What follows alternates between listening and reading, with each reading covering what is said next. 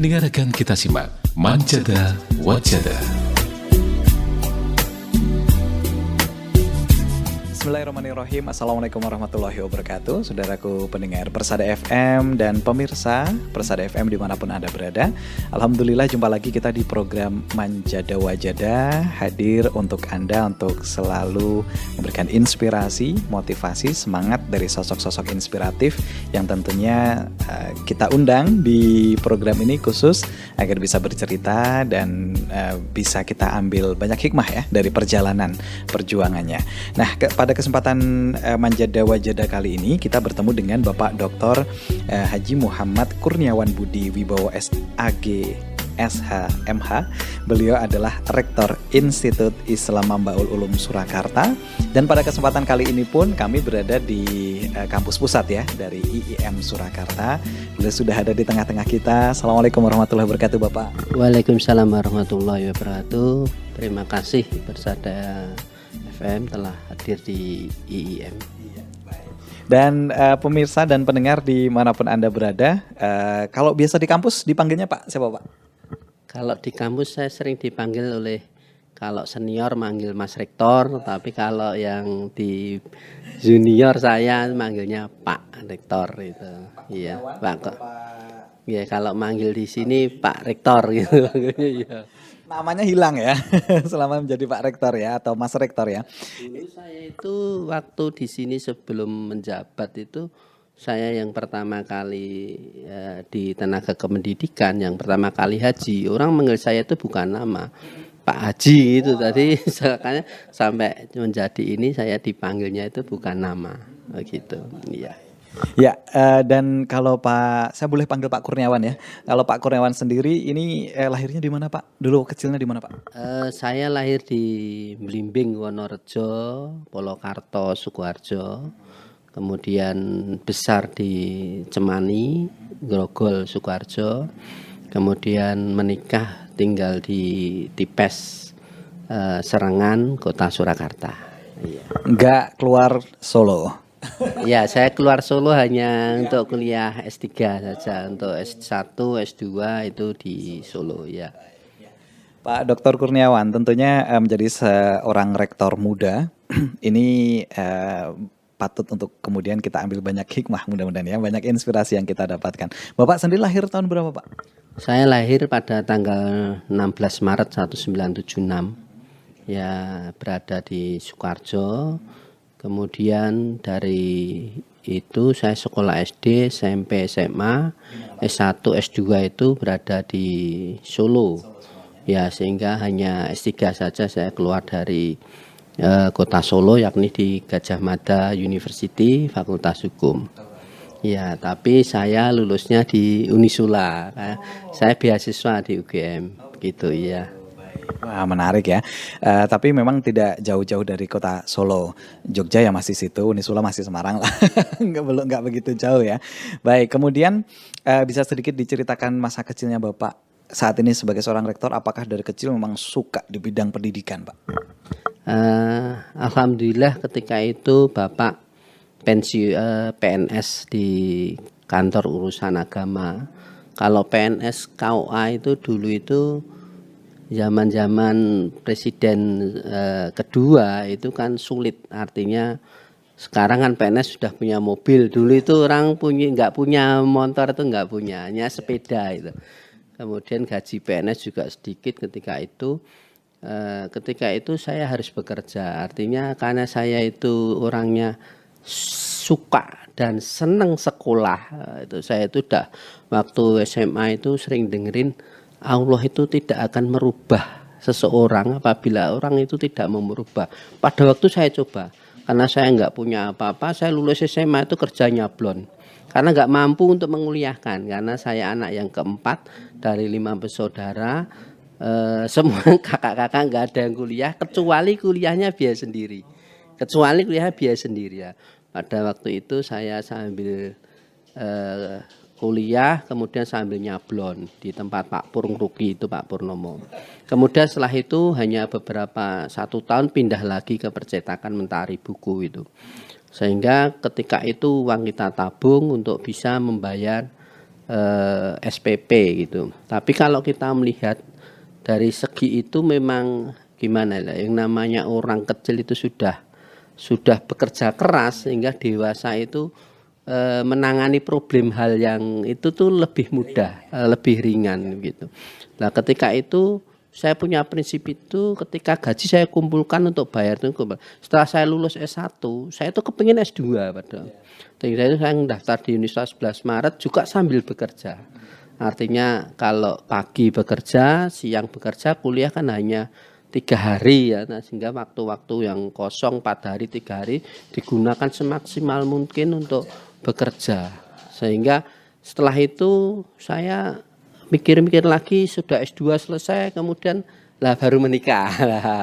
Karena pada prinsipnya itu menikah itu harus kalau sudah mampu, kalau sekolah nanti sambil berjalan. Kemudian pada waktu itu lagi setelah menikah saya itu kepingin sekolah lagi yang namanya yang kepingin untuk merubah. Kemudian saya mendapatkan beasiswa dari Kementerian Agama yang 5.000 doktor itu saya di Fakultas Hukum Universitas Gadjah Mada. Lah disinilah gimana ya, kalau orang itu sebenarnya orang itu kalau punya niat, punya keinginan yang luar biasa dan itu walaupun itu sesulit apapun, tetapi dilaksanakan dengan step by step pelan-pelan, insya Allah apa yang dituju itu akan berhasil. Saya itu nggak dulu itu nggak berharap, saya itu sejak kecil sukanya enggak justru nahkoda, jadi nahkoda gitu loh. Tapi kan larinya jadi advokat gitu loh. Jadi kan advokat dulu, kemudian terus jadi dosen, kemudian menjadi segini. Tapi memang langkah-langkah itu yang ketika tidak bisa menjadi nahkoda, saya itu masuk pada waktu S1 Undip perkapalan tidak diterima. Ya udah kemudian saya harus minta doa restu sama orang tua ya udah kuliah di IIM dulu syariah gitu lah. Udah saya kuliah di IIM, kemudian ngambil fakultas syariah, kemudian pada waktu itu saya kepengen sekolah, kemudian ya harus untuk menjadi profesi advokat pun juga harus saya biaya sendiri. Artinya bahwa apa yang kita inginkan sebenarnya itu akan bisa kita peroleh, tapi harus dengan semangat walaupun itu rintangan banyak, tetapi harus fokus. Kalau fokus insya Allah mau jadi apa serahkan oleh Allah. Nah begitu. Ini satu pertanyaan sudah dijawab 10 menit ya, artinya kita mengalir enak banget ini ngobrol dengan Mas Rektor ya. Dan tadi menarik yang bisa kita ambil benang merah di segmen pertama tadi atau pertanyaan pertama tadi bahwa beliau meyakini di salah satu ayat kalau kita itu ingin mengubah kondisi kita, ingin mengubah nasib kita, ya kita harus berubah gitu ya kira-kira ya Pak Rektor ya. Dan di akhir beliau menyampaikan atau akhir statement tadi itu kelihatannya cukup mewakili apa yang menjadi program kita, yakni Manjada Wajada. Nah, barangkali apa yang ingin Bapak jadikan sebagai makna dari kata Manjada Wajada itu, Pak?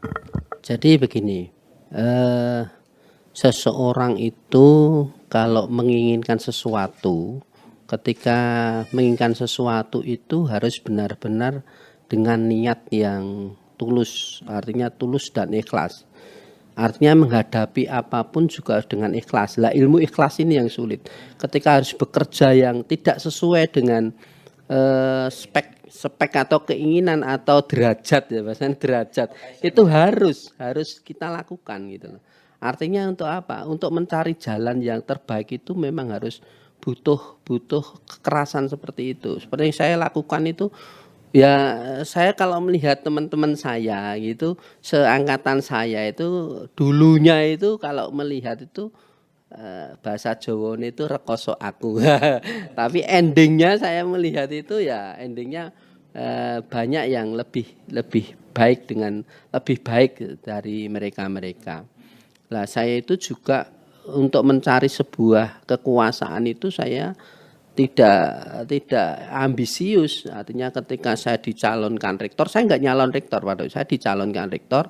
Bagaimana Pak Kurniawan untuk mau merubah visi misi? Kalau saya punya konsep visi misi, semua harus SDM harus meningkat dan semuanya gitu. Kemudian gimana untuk mencalonkan, saya nggak mau bersedia, tapi ditekan untuk ya udah kemudian dicalonkan, dan saya tidak mencari suara, artinya ya udah kalau saya jadi insya Allah akan saya rubah, tapi saya tidak ingin untuk menjadi rektor, artinya tidak ingin menduduki sesuatu yang nanti yang saya khawatirkan kalau saya kepengin mana justru tidak akan berhasil. Tapi kemudian pada waktu itu Senat memilih saya, ada 2 calon, kemudian Senat memilih saya, suara banyak saya, maka apa yang saya lakukan pertama adalah penataan SDM.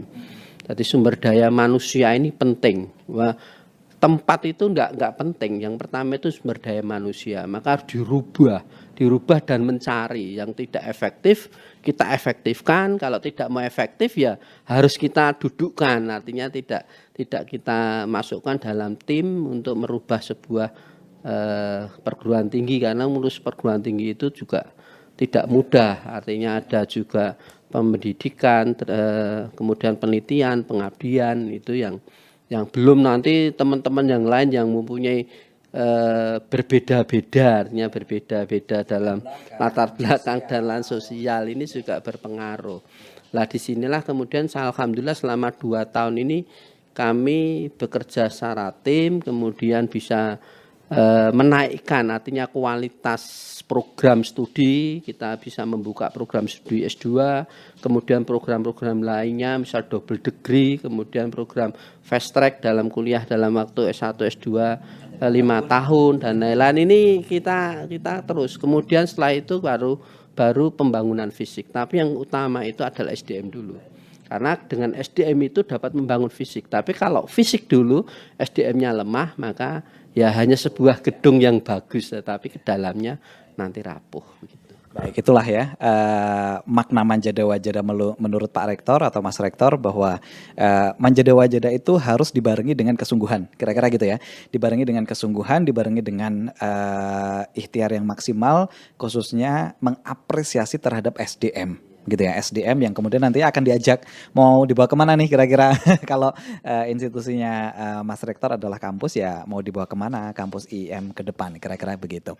Nah kemudian Mas Rektor, jadi tadi sempat menyampaikan kalau dulu sebenarnya pengennya di teknik kelautan ya, atau bagaimana? Kapalan, dulu saya pengennya itu perkapalan, karena saya ingin menjadi seorang nahkoda.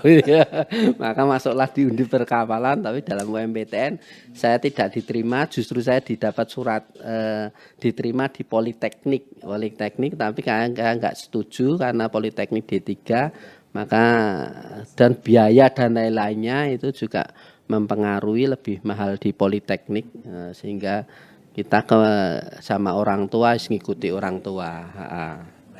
Milihnya di IIM dan akhirnya sekarang malah jadi nahkodanya IIM. Nah, itulah ya kira-kira ya.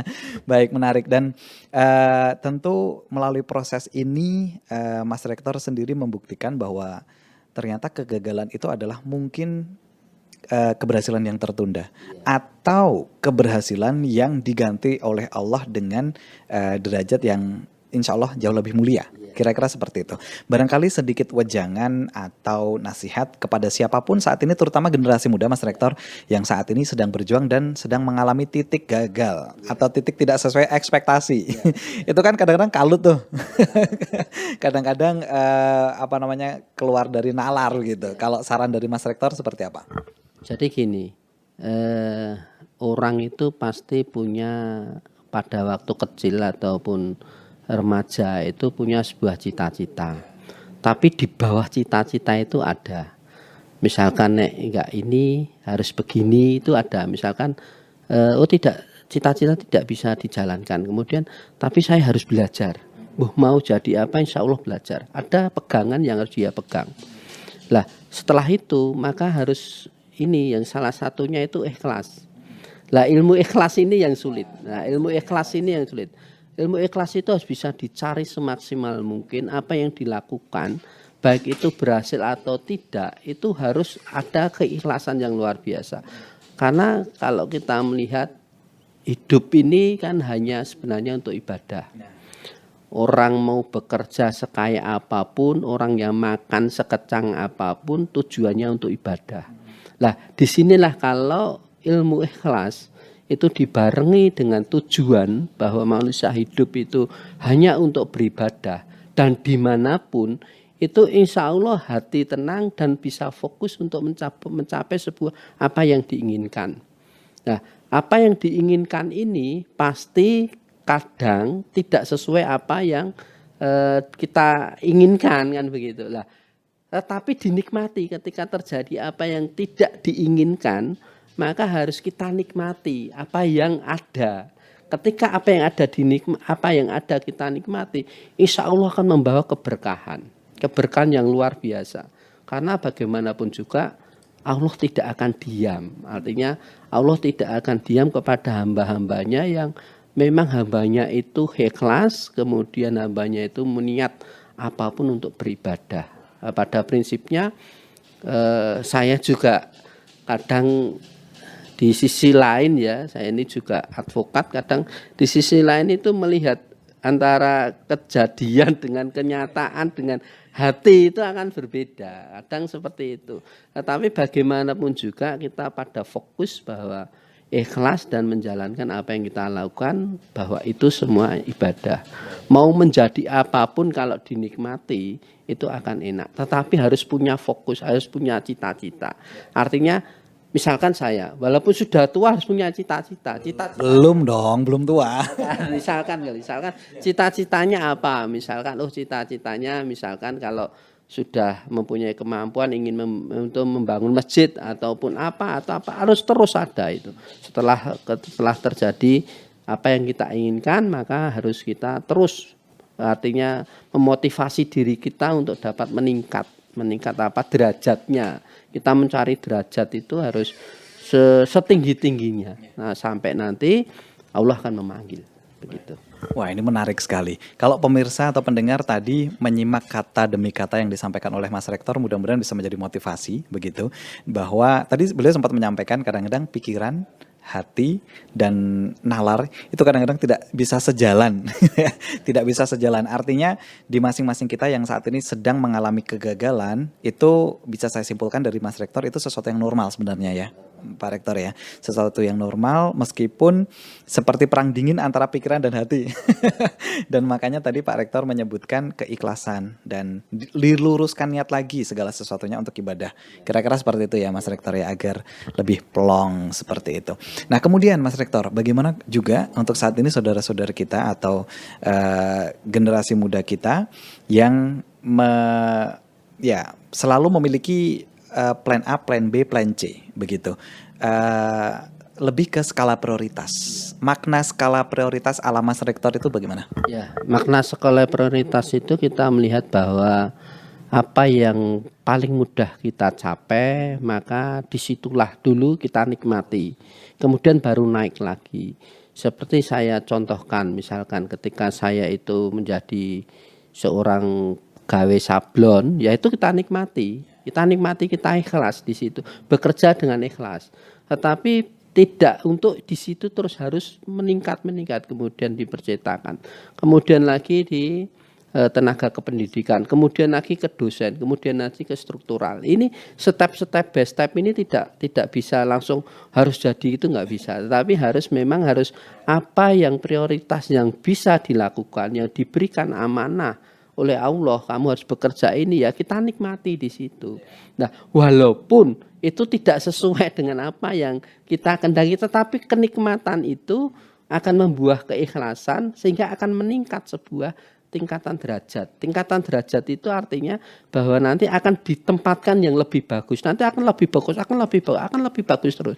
Lah inilah step by step yang dalam kehidupan itu memang harus begitu. Tetapi ini ingat, kadang ada pemuda, ya udah cukup hanya di tangga 2. Lah ini ya salah. Harus bagaimana menaikkan tangga 3, harus menaikkan tangga 4. Lah kadang banyak pemuda dengan logika loh ya, kadang sesuatu kalau di logika itu kadang untuk menaik tangga itu di luar logika.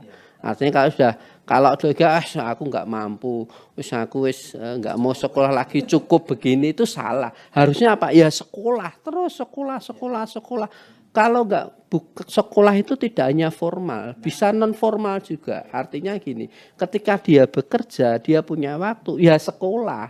Tapi bukan sekolah itu diartikan itu mencari ilmu, mencari untuk meningkatkan sebuah derajat kapasitas. Misalkan seorang karyawan bekerja ya, kemudian karyawan kerja keras kerja.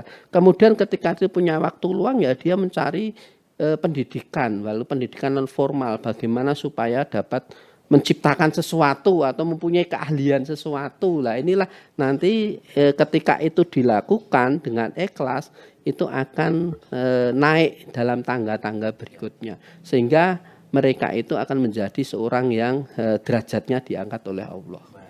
Wah, menarik nih. Ini sebenarnya konteksnya tidak hanya untuk pemuda ya. Kalau sesuai jawaban Mas Rektor tadi, bisa dibayangkan kalau saat ini saudara kita sebagai seorang petani, begitu ya, di luar jam untuk mengurus kebunnya bisa dimanfaatkan untuk latihan masak. Kira-kira gitu ya, Pak Mas Rektor ya.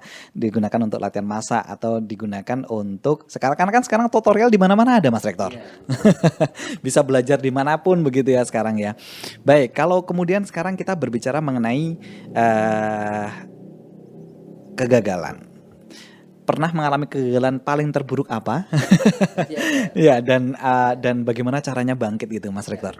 Saya itu pernah gagal, tapi gagal dalam bisnis. Artinya saya itu ketika kuliah sudah dapat amanah untuk kuliah beasiswa di UGM, itu tergiur oleh bisnis. Artinya tergiur bisnis yaitu saya mendirikan cucian walet, sarang walet yang ada di Bekunang. Itu perputaran uang itu hampir 1 M. Tapi modal dari beberapa teman, 5 teman itu. 5 teman kita lakukan perputaran. Kita cuci sampai kita punya pegawai 26 pegawai. Nah, setelah itu kemudian berjalan, perputaran itu berjalan, tapi dalam waktu 8 bulan itu terjadi problem, yakni di negara Tiongkok itu tidak menerima walet dari Indonesia, sehingga barang-barang kami masih di sana.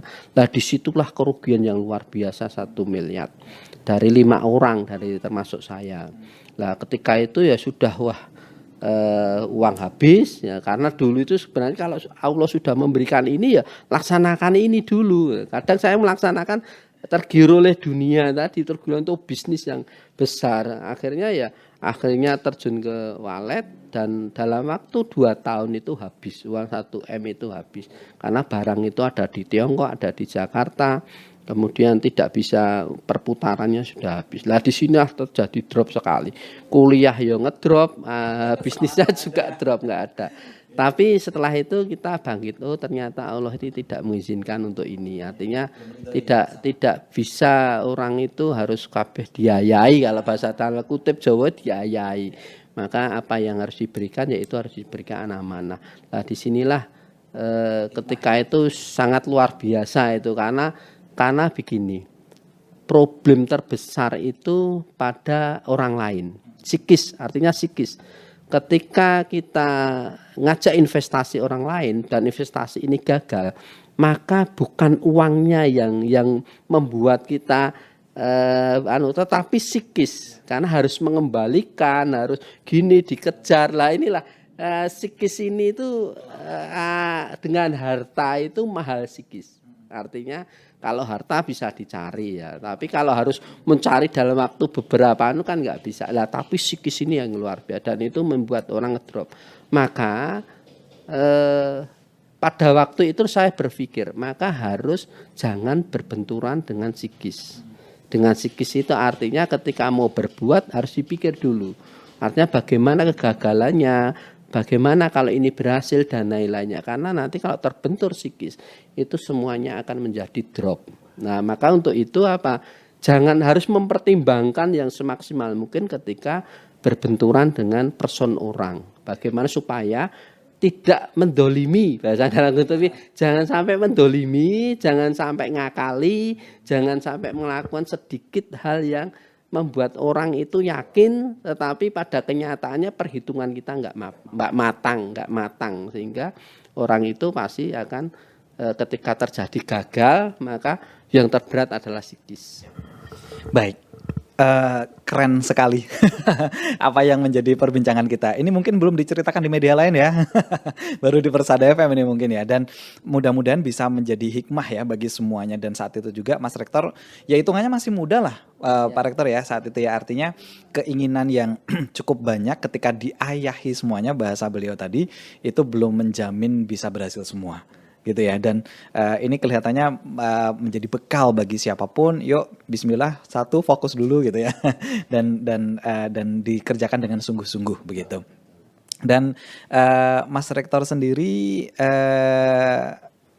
berarti yang disampaikan tadi kesehatan mental dan kesehatan psikis itu yang betul-betul harus diupayakan ya. Itu menjadi salah satu modal untuk tetap bisa bertahan. Karena itu mungkin kalau orang lain tadi sudah larinya ke miras dan seterusnya loh Mas Rektor. Betul ya. Jadi gini, yang pertama itu ingat ibadah ya. Artinya kalau kewajiban. Tadi orang itu kalau Islam ya harus semaksimal mungkin kewajiban itu dijalankan. Kalau Kristen ya kewajibannya, agamanya dijalankan, tapi harus beribadah. Artinya beribadah itu jangan sampai putus. Lah ini untuk benteng. Ketika psikis ini akan hancur, ketika psikis ini akan drop, ini ibadah ini yang akan memperkuat. Karena tadi kalau punya ilmu ikhlas, apapun yang terjadi, walaupun drop ya udah pasrahkan Allah. Jangan sampai terjadi harus bunuh diri, harus minuman keras, harus jangan. Karena bagaimanapun juga ya udah itu karena kehendak Allah. Kita evaluasi apa yang kenapa kok saya begini? Oh ternyata saya sudah diberi amanah ini masih kurang. Lah inilah yang kadang orang juga ada yang mempunyai kemampuan, tapi ada juga yang enggak. Tapi kita lihat kondisi. Artinya kalau saya anak pengusaha dulu mungkin modal cari terus, tapi karena itu kondisi ini yang sangat penting, karena satu dengan orang lain itu berbeda kondisinya. Tetapi yang perlu kita ingat bahwa itu tadi ketika kita ngedrop kita harus ikhlas dan kembali ibadah inilah yang menjadi benteng terakhir. Karena saat ini di generasi muda sedang maraknya kena mental gitu loh Pak. Kena mental, kemudian apa dikit drop, apa dikit ke psikolog dan seterusnya. Maksudnya kekuatan mental ini ternyata yang menjadi salah satu kekuatan Mas Rektor, teman-teman dan pemirsa pendengar semuanya, untuk tetap bisa eksis di bidang kita. Dan satu hal yang menarik sekali apa yang disampaikan oleh beliau tadi, kalau kita memang punya modal banyak, modal sosial, modal kultural, modal dan lain sebagainya, boleh kita bermulti talent. Tetapi kadang-kadang kita harus tahu betul realita, gitu ya, Mas Rektor ya. Realitas. Jadi kalau kita melihat, kita harus dapat mempelajari situasi dan kondisi, sehingga ketika kita mengetahui situasi dan kondisi, kemudian kita memiliki kemampuan kita. Nah, dengan kemampuan inilah maka dengan niat tadi untuk bisa memperhitungkan semaksimal mungkin sebuah kegiatan atau sebuah usaha, ketika itu sudah matang maka barulah kita laksanakan seperti orang. Tapi kalau usaha itu bisa diperhitungkan, tapi kadang ada juga ketika niatnya baik, lurus itu malah justru di luar dari logika, Misalnya orang kuliah tak banyak sekali, tapi ternyata bisa gitu loh. Ternyata lulus dan sudah punya gelar itu banyak sekali. Artinya kadang di luar logika, gaji piro, tapi dia bisa sekolah sampai seperti saya itu dulu. Ya pada waktu itu saya haji juga nekat, karena saya itu pernah haji di 2015. Pada waktu itu kan banyak jamaah di sana yang meninggal dunia di hadapan saya. Mayat itu tergeletak itu karena pada waktu itu pertempuran antara yang sudah melempar jumroh itu orang-orang Iran itu, sehingga pada waktu itu di satu ruangan gua itu sangat nafasnya juga. Saya pada waktu itu ada di situ. Lah dari situlah ketika dulu saya itu punya niat haji ya, kalau sering lihat televisi wah ini haji. Ketika itu saya izin untuk naik haji duluan. Artinya saya itu ketika itu saya mendaftarkan haji, pada waktu itu ada bank yang talangan bahasa Jawanya talangan. Lah saya ikut karena ya nggak punya dulu talangan, masuk ikut. Kemudian mau berangkat saya daftar lagi karena saya harus mengajak keluarga. Sehingga ini yang juga luar biasa saudaraku, bahwa sebenarnya ketika niatnya baik, ibadahnya baik, itu akan diganti oleh Allah. Ketika saya pulang haji, dalam waktu 5 bulan saya bisa buat rumah. Sebelumnya saya nggak bisa buat rumah. Tapi dalam waktu 5 bulan saya pulang haji, ya udah rezeki cepet lah ya, dikembalikan, yang pengembaliannya melebihi luar biasa.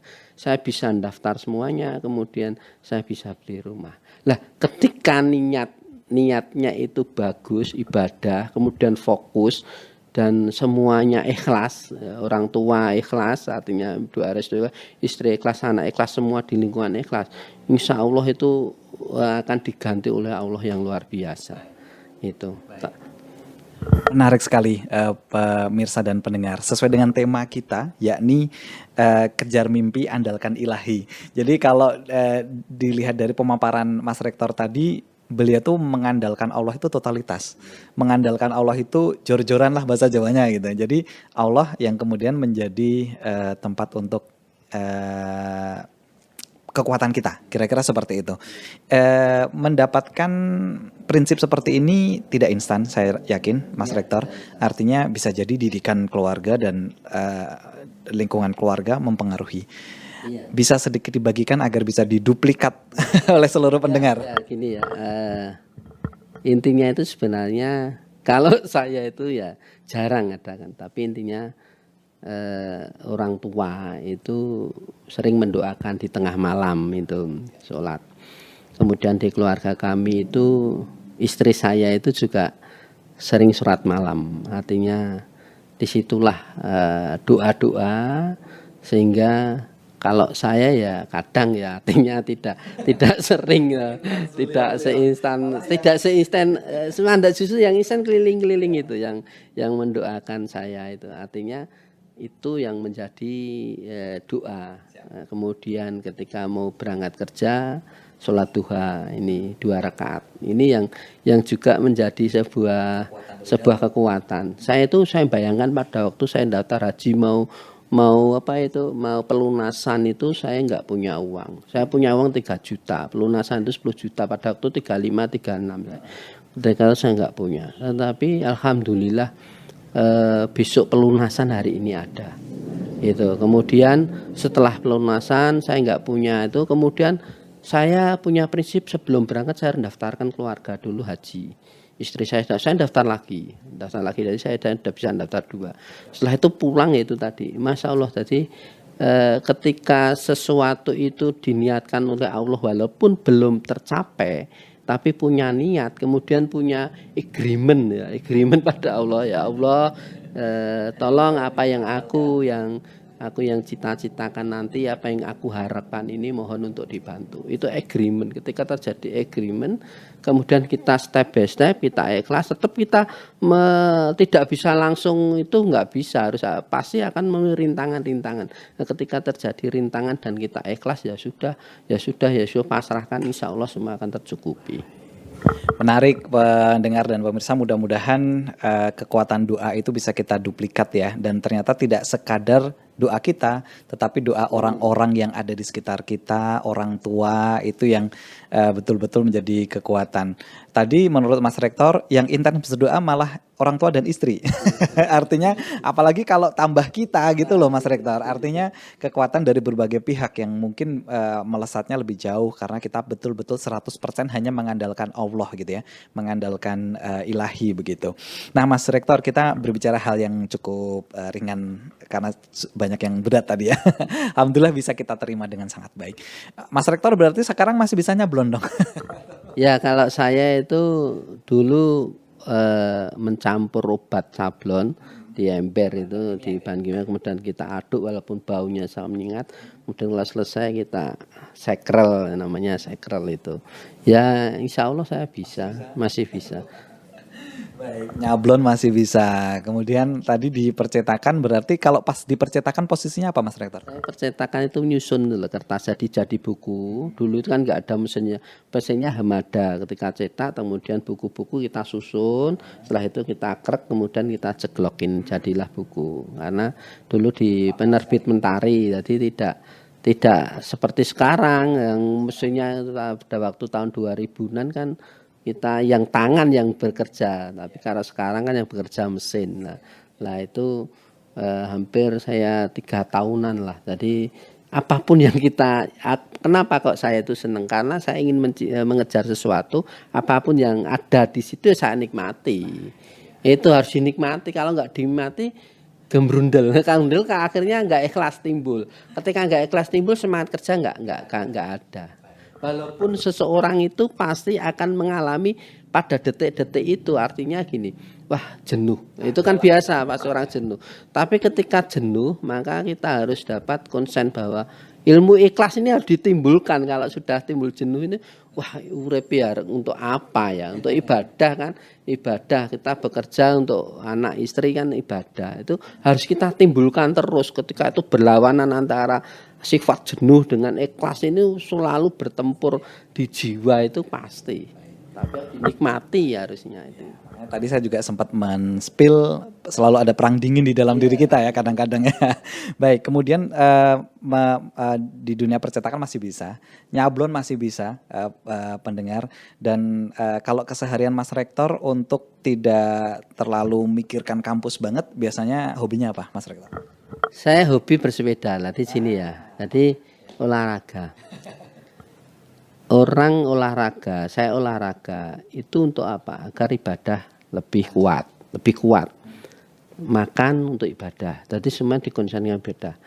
Kalau nanti saya tidak berolahraga, otomatis badan tidak enak, ibadah juga tidak konsen. Jadi saya setiap 1 pekan itu 3 kali saya harus bersepeda ataupun harus keluar keringat. Tapi setiap Jumat kadang saya berenang. Tapi olahraga itu dalam 1 pekan harus 3 kali. Dan harus keluar keringat, tidak hanya jalan-jalan, beli bubur pulang itu tidak. Tetapi keringat itu harus keluar gitu loh. Keringat harus keluar. Kalau sepeda cepat. Kalau renang saya renang di Pengging tiap Jumat. Jadi harus, karena apa? Karena saya melihat orang-orang itu kalau sudah kedudukannya tinggi, otomatis kalau amanahnya tinggi, kemudian dia tidak menjaga fisik, itu kebanyakan jatuh sakit. Karena nanti ketika berbenturan dengan psikis juga, itu akan semakin lemah.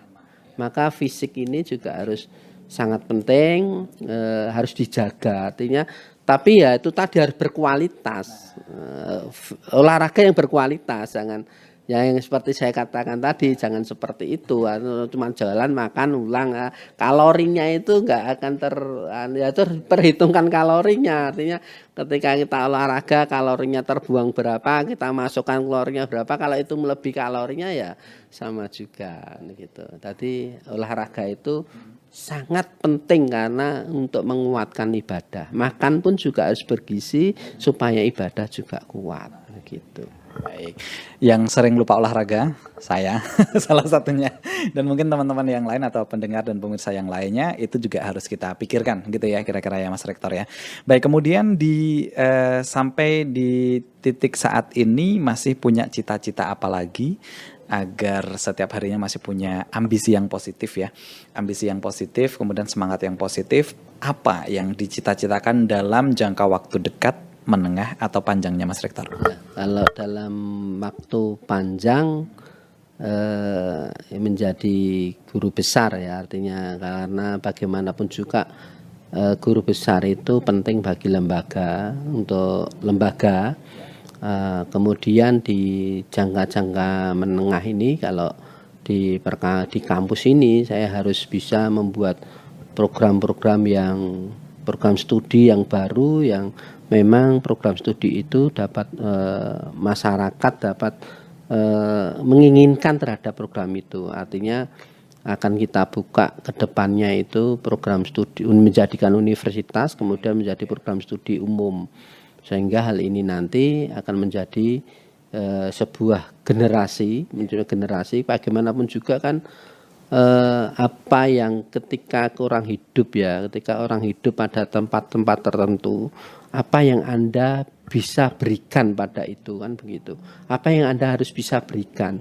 Ketika orang bekerja di tempat misalkan di pasar, maka apa yang harus Anda berikan di tempat pasar itu, kan begitu. Sama juga saya, apa yang harus bisa walaupun itu jangka pendek, apa yang harus saya berikan. Alhamdulillah dalam 2 tahun kita sudah kita bangun gedung, kemudian program studi ada baru, PIAOT baru, sama program studi ekonomi syariah, kemudian pasca sarjana. Jadi apa yang Anda bisa berikan? Artinya ketika sudah memenuhi, kalau sudah 45 ke atas itu ya, 45 ke atas itu cita-cita itu tidak bisa kita raih, tetapi harus ada apa yang harus Anda berikan. Dan begitu, artinya karena sudah mempunyai amanah, mempunyai tingkat yang sudah diberikan oleh Allah lebih tinggi artinya daripada yang tadi, maka apa yang harus Anda berikan pada sebuah instansi atau lembaga atau sebuah masyarakat. Ini sangat penting, karena kalau sudah 45 ke atas itu akan berpikir itu. Karena apa? Karena itu merupakan amal jariah. Artinya kalau kita itu sudah menduduki hal itu, jariah apa menjadikan kita nanti sangu di kehidupan yang akhirnya nanti setelah kehidupan dunia begitu. Baik, menarik. Jadi saya bisa menggambarkan Mas Rektor tuh pagi IIM, siang IIM, malam yang dipikirkan IIM terus untuk saat ini loh ya begitu. Nah kondisi seperti ini kan kadang-kadang membuat kita fragile ya Mas Rektor ya. Dalam artian tadi memang ada olahraganya, kemudian ada santai-santainya begitu. Tetapi hal yang paling bisa membangkitkan semangat Mas Rektor di kala jenuh atau di kala capeknya bekerja, itu kira-kira seperti apa agar menjadi gambaran juga untuk pendengar? Ya, kadang capek itu sebenarnya psikis yang paling luar biasa. Kalau capek fisik bekerja itu, kalau ada timbul ikhlas, kemudian pulang ke rumah, tenaga pasti pulih. Ya, kalau fisik loh, capek fisik loh. Anda capek fisik, pulang temu anak pasti fisiknya hilang. Tapi capek psikis ini yang sulit. Artinya capek psikis ini memang harus dari diri sendiri pengobatannya. Dari diri sendiri. Misalkan orang kerja di instansi, punya kedudukan, misalkan saya gitu ya. Si A saya suruh bekerja tidak, kalau orang Jawa, orang bahasa gaul kurang dasdes, kurang satset lah gitu. Akhirnya terus pekerjaannya kita pantau, akhirnya kita kan marah. Ketika kita marah, kita harus sering-sering membaca buku. Makanya saya juga sering dengarkan radio. Sambil mengetik kerja dengan radio, ustadz ulama mendengarkan lah. Walaupun itu ya kita punya ilmunya, tapi harus mendengarkan itu penting, karena psikis itu harus diobati dengan itu. Kemudian misalnya baca buku. Ketika itu buku tentang marah, bagaimana manfaat, dan itu harus dipelajari. Artinya untuk lelah psikis ini harus diobati diri sendiri. Orang lain tidak bisa. Kalau orang lain ngobati justru akan semakin marah. Nah, kembalinya kepada diri sendiri, harus mengobati diri sendiri. Psikis itu. Kalau fisik itu bisa. Artinya kita pulang ketemu anak, kemudian minta dipijitin atau apa, selesai. Tapi psikis ini yang sulit lah.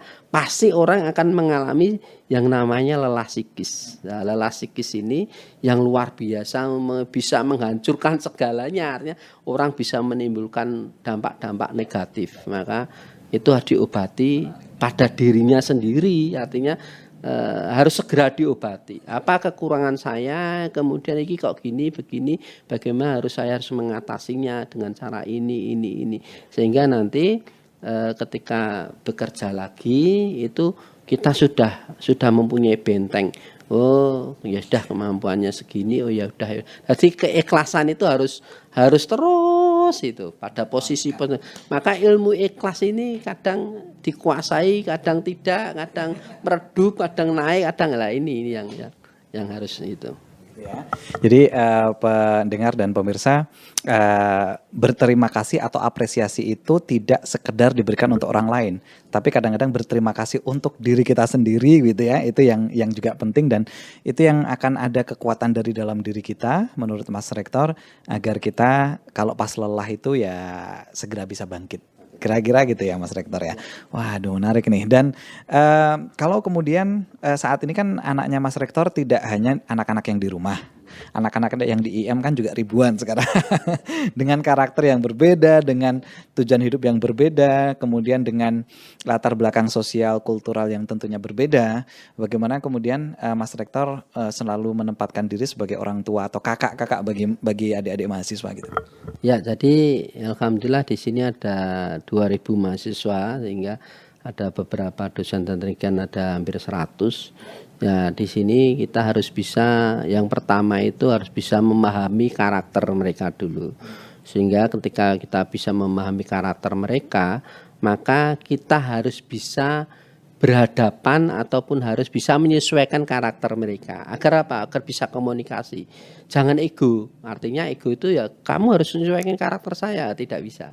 Untuk menjadi seorang yang memang benar-benar bekerja dengan baik, dengan ikhlas, itu harus mempelajari karakter-karakter. Yang mempelajari itu pemimpin. Jadi seorang pemimpin itu tidak boleh orang lain yang harus menyesuaikan pada kita, tapi kita menyesuaikan kepada orang lain. Sama dengan adik-adik mahasiswa ketika itu apa yang diminta, problem apa, misalkan skripsi, misalkan kampus kita nggak usah skripsi, nggak apa-apa, kita ganti dengan jurnal kan begitu. Jadi kita akan mempermudah mahasiswa, tetapi luarannya yang kualitasnya ada. Ya, jadi saya itu memproduksi bahwa skripsi itu saya kira kurang hampir 60 lembaran, 70 lembar itu kurang efektif. Justru 12 lembar, 15 lembar kemudian itu masuk kepada jurnal itu lebih efektif. Sekarang kan pertempuran dunia maya, tidak hanya kertas saja yang ditumpuk, itu tidak. Tetapi bagaimana Anda ketika buka Google itu jurnal-jurnal penelitian Anda ada di situ. Maka saya harus dengan teman-teman dosen, mahasiswa dan para tenaga kependidikan itu harus merubah karakter-karakter itu sehingga komunikasi itu akan bisa berjalan. Ya intinya bagaimana seorang pemimpin itu harus bisa menyesuaikan karakter terhadap bawahannya. Bukan bawahannya harus menyesuaikan pada pemimpin. Begitu. Itu baru adik-adik yang di kampus ya, belum lagi adik-adik dan anak-anak yang ada di rumah begitu. Putra berapa Pak Rektor? Alhamdulillah putra saya 2. Iya. Yang satu di SMA 1 akselerasi, yang satu kelas 5 di SD PK. Ya. Mudah-mudahan diberikan kelancaran, kemudahan, dan Masya Allah ini banyak sekali betul-betul saya rasakan representasi, mohon maaf, anak muda gitu ya. Representasi anak muda yang saat ini sudah berada di amanah yang cukup tinggi dan kemudian bisa mengelaborasi di setiap step yang kemudian bisa kita ambil manfaat. Insya Allah begitu Mas Rektor.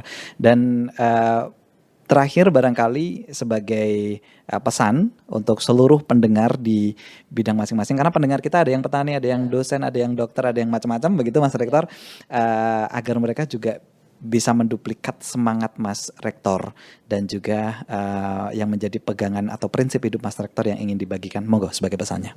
Ya, pesan saya, jadilah orang yang mempunyai keinginan yang lebih. Kemudian ketika di tempat sesuatu, situasi dan kondisi itu nikmatilah. Kemudian dengan menikmati itu timbulkan ilmu ikhlas tadi, keikhlasan harus kita timbulkan. Semuanya itu hanya untuk beribadah, untuk ibadah. Artinya sesuatu yang kita kerjakan, sesuatu yang kita lakukan, itu niatkan ibadah. Insya Allah hikmah itu pasti ada.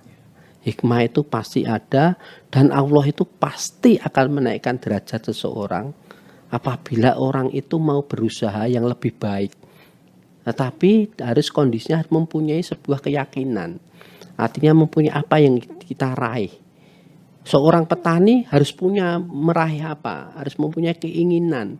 Karena keinginan yang luhur itu pasti akan menjadikan jiwa kita itu akan terpacu. Dengan terpacu itu akan menjadikan seseorang itu akan menjadi pribadi yang baik. Tapi ingat, jangan sampai mendolimi. Jangan sampai mendolimi dan menjaga psikis. Artinya psikis kita juga dijaga sehingga fisik juga dijaga.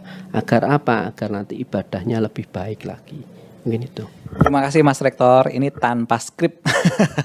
Betul-betul di awal kita tidak menyediakan list pertanyaan. Masya Allah banyak sekali hikmah yang bisa kita dapatkan dari ngobrol yang lebih kurang 1 jam ini.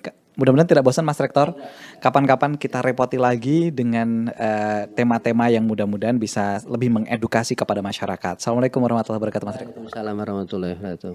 Baik, pendengar dan pemirsa dimanapun Anda berada, luar biasa menarik dari apa yang disampaikan oleh Mas Rektor IIM, Institut Islam Mambaul Ulum Surakarta pada kesempatan Manjada Wajada kali ini. Insya Allah jumpa lagi di kesempatan berikutnya dengan tokoh-tokoh inspiratif yang lainnya. Assalamualaikum warahmatullahi wabarakatuh.